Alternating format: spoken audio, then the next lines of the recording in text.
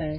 I'm getting pretty strong readings at your house, so it's got to be the service. This man, whose face we blurred in the security camera video, is the 5th Washington Gas rep Andrea Jacobs says came to her Vienna home in a 3-week time span. The fact that I had to come back for this and they should have found it, Yeah.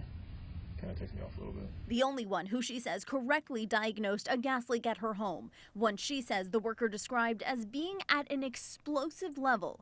But let's go back to December when it all began. End of December, I smelled gas for the first time in our basement, and I called the fire department.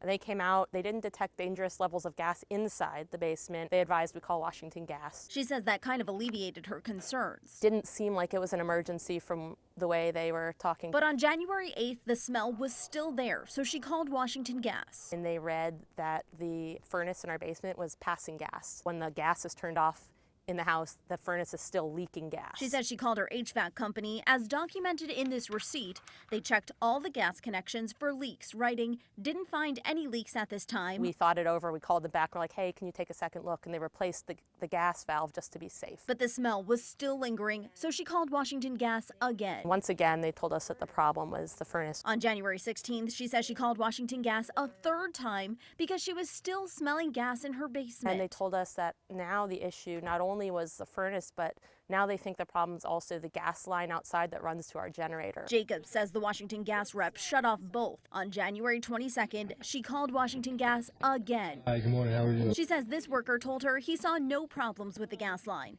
that the only issue was with her furnace. Something didn't strike me right about that particular rep, so I called Washington Gas back a 5th time. She says the 5th Washington Gas employee who came out went around to the side of her house. Came here to the gas meter. His scanner that reads for gas levels, the gas reading out here exceeded the maximum levels of the scanner. It was so high. What was your reaction? I was shocked. I mean, he was the 5th person that had come out to test for this problem, and he was the first one that identified a grade 1 gas leak. She says the worker had a crew come out and fix the issue and stayed until that work was complete. This is a public safety issue. We have a company, Washington Gas, that is supposed to be the expert in identifying gas problems, gas leaks, and they left us with a number of different diagnoses and living in a potentially dangerous situation for weeks. This is Washington Gas's pipe, the one that runs into the house. The one that goes to our generator line would be ours. Okay. And the issue was with their line, not yours? Correct. She posted about the issue on social media and says a Washington Gas rep contacted her. On February 13th, they reimbursed her for the $724 she spent on what she says were unnecessary repairs. And they promised to retrain employees, both their employees and contractors. A spokesperson for Washington Gas confirmed that reimbursement to WUSA 9 and sent this statement. As Washington Gas believes in continuous improvement, the company will review the involved personnel's actions and identify opportunities for improvement.